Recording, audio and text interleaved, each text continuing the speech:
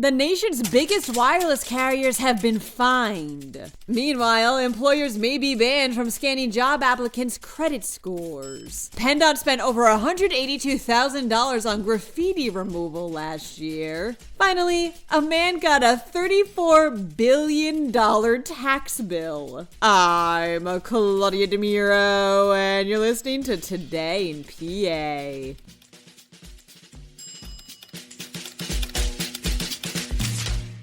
The U.S.'s four biggest wireless carriers have been fined millions of dollars, reports 6ABC. AT&T, Sprint, T-Mobile, and Verizon were found by the federal government to have illegally shared customers' personal data without their consent. This all stems from FCC accusations that arose in 2020, which claimed these companies improperly shared users' geolocation histories to third parties, including to prisons, as part of their commercial program. And this is after, keep in mind, a 2018 congressional probe that initially brought this issue to light. AT&T will have to pay $57 million, Verizon almost $47 million, Sprint $12 million, and T-Mobile $80 million. Each of them have stated they expect to appeal this decision.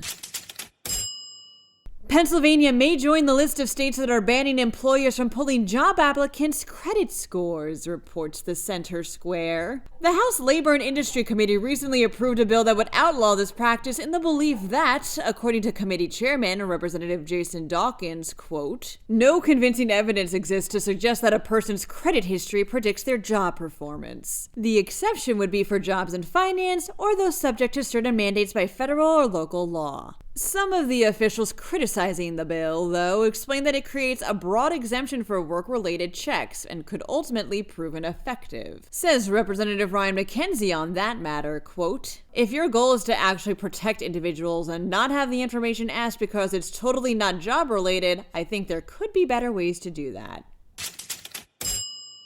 PennDOT spent over $182,000 to remove graffiti from the state's highways last year, states Axios Philadelphia. Over 70% of that went toward removing taggings in and around Philadelphia. The city actually got more than 27,000 complaints about graffiti popping up over the last 16 months or so, something which people find indicative of an area's falling quality of life. Philly cops told Axios they've arrested over 240 people for defacing public property since 2015.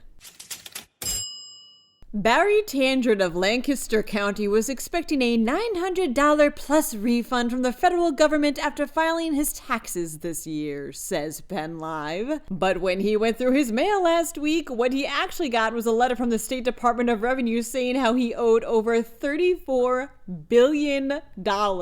I would have fainted. Fortunately, Tangent seems to be less of a panicker and, quote, "knew it was an obvious blunder." The State Department did confirm it was indeed an error and that this mistake has been rectified. It wasn't clear if Tangent got that $900 yet, though. That wraps up today's episode. For more news, mosey on over to PennLive.com. And please remember to rate this podcast and to share it around, too. Thanks ahead of time, and of course, thanks for listening. I'm Claudia Dimuro, and I'll be back again tomorrow for more Today in PA.